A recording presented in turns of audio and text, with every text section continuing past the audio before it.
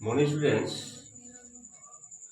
सबसे पहले मैं ये आप लोगों से शेयर करना चाहूँगा कि वीडियो को अंत तक जरूर देखेंगे और हमारे चैनल के सदस्यता जरूर प्राप्त करेंगे।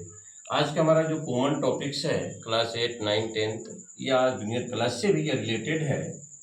रेगुलर और इरेगुलर पॉलीगन, नियमित और अनियमित बहुभुज। नियमित और अनियमित बहुभुज चार भुजा से which area is bounded with the four sides. Polygon begins from four sides. Polygon का जो हम लोग स्टार्टिंग करते हैं, जो एरिया चार साइड से घिरा होता है, वहां से हम लोग पॉलीगन स्टार्ट करते हैं। ट्रायंगल भी पॉलीगन हुआ, लेकिन उसमें डायगोनल की संख्या 0 हो जाती है। तो डियर स्टूडेंट्स, हमको यह समझना है कि रेगुलर पॉलीगन और इरेगुलर पॉलीगन में क्या अंतर है, नियमित बहुभुज और अनियमित बहुभुज दोनों में क्या अंतर होता है। यह देखिए, जिस बहुभुज में सभी भुजाएं बराबर है, ए बी बराबर बी सी बराबर सी डी बराबर डी बराबर ई एफ बराबर एफ है, और प्रत्येक अंतःकोण 1 बराबर 2, 3, 4, 5, 6 टोटल इंटरनल एंगल आपस में बराबर होगा, और प्रत्येक बहिष्कोण भी इसके बराबर होंगे। प्रत्येक बहिष्कोण भी, एक्सटीरियर एंगल भी बराबर होंगे। इसको हम लोग रेगुलर पॉलीगन कहते हैं। और इसमें देख रहे हैं कि सभी भुजाएं बराबर नहीं है। देखते हैं, हम सिंबल दिए हैं 1, 2, 3, 4, 5, 6।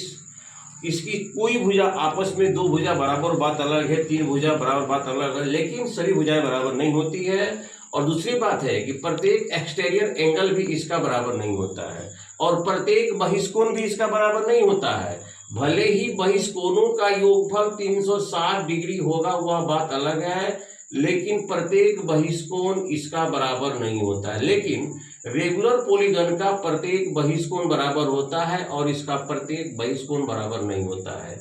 लेकिन इसके फॉर्मूला, जो इसका फॉर्मूला है, इसमें दो का प्रयोग किया जा सकता है। Sum of all interior angle of the irregular polygon, सभी अंतःकोणों का योगफल वाला जो सूत्र है, इसमें लागू किया जा सकता है। और सभी बहिष्कोणों का योगफल, इसका भी 360 होगा, इसका भी 360 होगा। लेकिन also each interior angle of the irregular polygon इस सूत्र से संभव नहीं है। Each exterior angle of the irregular polygon इस सूत्र से संभव नहीं है। मतलब प्रत्येक बहिष्कोण अनियमित बहुभुज का अलग अलग होता है, प्रत्येक अंतःकोण भी अलग अलग होता है। केवल सभी अंतःकोणों का योगफल दोनों का बराबर होगा, और इसमें जो डायगोनल होगा वो भी बराबर होगा। नियमित बहुभुज और अनियमित बहुभुज में दोनों में विकर्णों की संख्या भी बराबर होगी। तो सबसे पहले चलते हैं हम नियमित बहुभुज में। नियमित बहुभुज की सभी भुजाएं बराबर होती है, जिसको रेगुलर पॉलीगन कहते हैं। प्रत्येक अंतःकोण भी बराबर होता है, प्रत्येक साइड भी बराबर होता है, प्रत्येक बहिष्कोण भी बराबर होता है।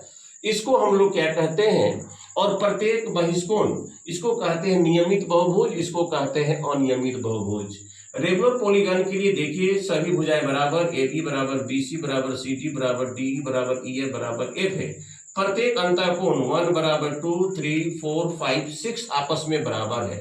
और प्रत्येक एक्सटीरियर एंगल, 7 से हम शुरू किए हैं, 7 बराबर 8, 8 बराबर 9, 10, 11, 12, ये प्रत्येक एक्सटीरियर एंगल बराबर होता है। लेकिन इसमें प्रत्येक एक्सटीरियर एंगल बराबर नहीं होता है।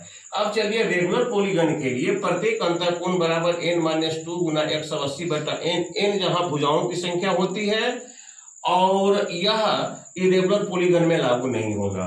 प्रत्येक बहिष्कोण 360 बटा भुजाओं की संख्या, रेगुलर पॉलीगन, इरेगुलर पॉलीगन में लागू नहीं होगा। सभी बहिष्कोणों का योग दोनों के लिए सेम है, चाहे वो चतुर्भुज हो, पंचभुज हो, षष्ठभुज हो, सप्तभुज हो, अष्टभुज हो, चाहे रेगुलर हो चाहे इरेगुलर हो, सबों के बहिष्कोणों का योग 360 डिग्री के बराबर होता है।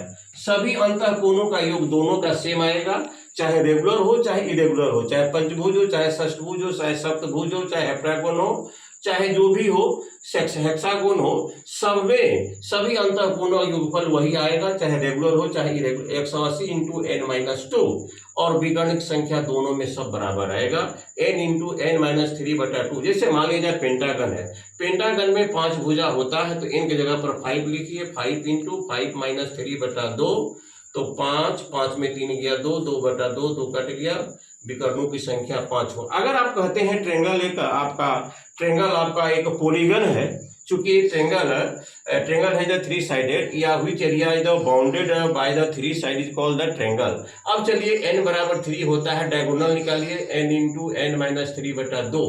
n हो गया भुजाओं की संख्या, 3 घटाओ 3 अब बटा 2 बराबर 3 गुना 0 बटा 2 बराबर 0। ट्रेंगल का डायगोनल 0 हो जाता है, इसलिए उसको हम लोग पॉलीगन में नहीं रखते हैं। तो डियर स्टूडेंट्स, हमारा कहना यही है कि रेगुलर पॉलीगन में सब कुछ बराबर होता है, साइड हो, इंटीरियर एंगल हो, एक्सटीरियर एंगल हो, या जो कुछ भी लेते हैं सब बराबर होते हैं। इसमें interior angle, exterior angle, side वगैरह बराबर नहीं होता है। केवल 2 ही फार्मूला जो कॉमन है, 3 फार्मूला, एक डायगोनल, दोनों में वही सूत्र का प्रयोग होगा, सभी अंतःकोणों का योग का शुद्धफल वही होगा, और सभी बहिष्कोणों का योगफल भी 360 डिग्री होता है, रेगुलर और इरेगुलर।